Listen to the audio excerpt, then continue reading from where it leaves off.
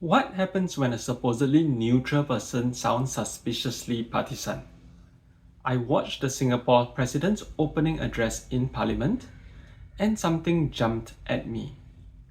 As head of state, he's supposed to be non-partisan, but it sounded like a glowing endorsement of Singapore's ruling party, even though he never mentioned the party by name.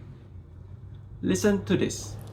Singapore has defied this trend not because we are immune to similar pressures, but because we have cultivated a different ethos of governance and politics. We have valued stewardship over expediency, enduring responsibility over transient gain.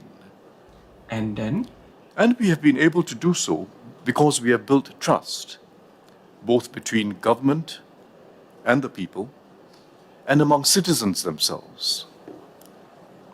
This trust has allowed us to make hard choices when needed, and to plan for the future beyond current electoral cycles.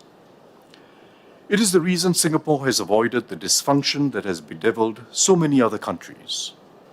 I mean, come on, if speeches had a political compass, this one would be pointing straight at the PAP headquarters.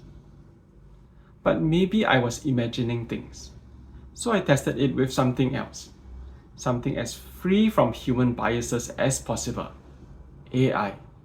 I asked ChatGPT, on a scale of 0 to 100, where 0 is anti-PAP, 50 is neutral, and 100 is pro-PAP, how would you score Tharman's speech? The answer?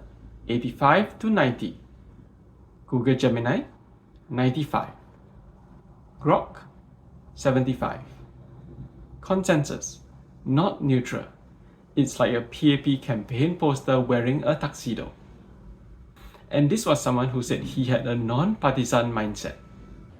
Well, my whole motivation for entering politics was never partisan. I entered politics first because I wanted to serve on the ground, and second because I wanted to help reshape policies. And I've always had a non-partisan bent of mind, listening to alternative views, discussing it with people who disagree. I know. It's very hard to be right smack in the middle. So for comparison, I asked the same question about my YouTube scripts. They usually score between 35 and 65. Less partisan than Tharman's opening address. And former President Halima, her speeches scored around 85. Then I remember what Pritam Singh once said. It would be natural for a former elected MP to have imbibed the political views of the party he or she used to represent. Translation, you can leave the party, but the party doesn't always leave you. So I thought, is this just a Singapore thing? Let's check the UK and Canada, where the King or Queen opens Parliament. They've never been part of any political party, so their speeches must be neutral, right? Wrong. The King's speeches, even more partisan than Tharman's. ChatGPT backed me up. So I checked Queen Elizabeth. 1 year she's praising the Conservatives. Another year, she's praising Labour. Either she was the most indecisive monarch in history, or something else is happening. So I did some more digging, and I found that something like this occurs. Colleagues, I must deliver an impartial, statesman-like address. Of course, here's your speech. Oh, and don't forget to mention stewardship, trust, and that all other countries are dysfunctional. This sounds suspiciously like a manifesto. No, just good governance. In the UK, Canada, and Singapore, the speeches aren't written by the head of state. They are written by the government of the day. That's why they sound partisan.